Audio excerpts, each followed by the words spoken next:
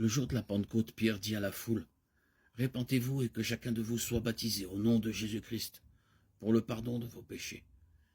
Et vous recevrez le don du Saint-Esprit. » Acte 2, 38. Son commandement concernant le baptême était qu'il soit fait au nom de Jésus-Christ. Plutôt, Jésus avait dit à ses disciples de baptiser les disciples au nom du Père, du Fils et du Saint-Esprit. Matthieu 28, 19. La différence de formulation a conduit beaucoup de gens à se demander quelle est la bonne formule. Devons-nous baptiser au nom du Père, du Fils et du Saint-Esprit ou devons-nous baptiser au nom de Jésus seul? Il envoyait ses disciples dans le monde entier pour faire des disciples de toutes les nations. Matthieu 28, 19. Dans le monde païen, il rencontrerait ceux qui ne savaient absolument rien du seul vrai Dieu, des gens idolâtres qui étaient sans espoir et sans Dieu dans le monde. Éphésiens 2, 12. En prêchant l'évangile à de telles personnes, les apôtres devaient nécessairement inclure un enseignement sur la nature de Dieu, y compris sa nature trinitaire. Remarquez avec quelle information de base Paul commence son discours aux Athéniens dans Acte 17. Ceux qui recevaient l'évangile et étaient baptisés se convertiraient à un système religieux entièrement différent et adopteraient une nouvelle compréhension de qui est Dieu.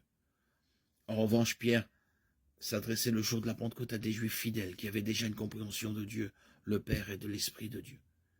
La partie d'équation qui leur manquait était Jésus le Fils de Dieu.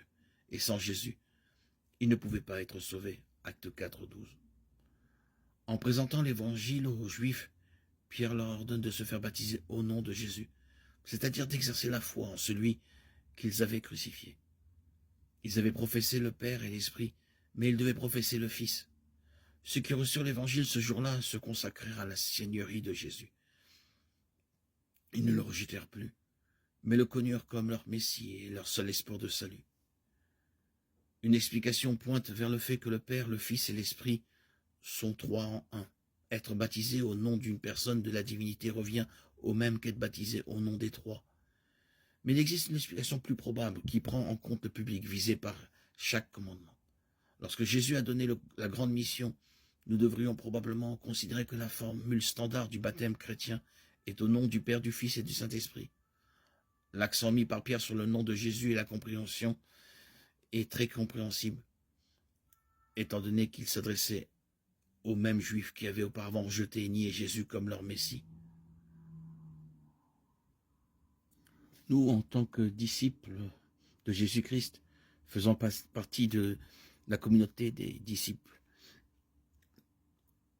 de Haïti, et moi en particulier qui ai reçu le baptême au nom de Jésus, nous baptisons et nous recevons le baptême immédiat au nom de Jésus, seul.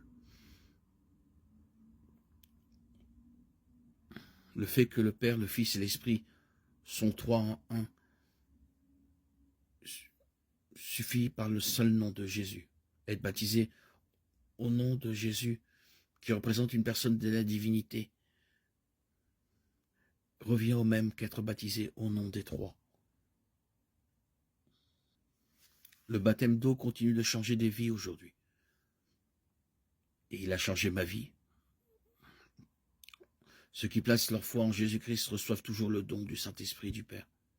Et le baptême d'eau est toujours la méthode ordonnée par Dieu pour faire profession publique de notre foi, nous identifiant à la mort, à l'ensevelissement et à la résurrection du Christ.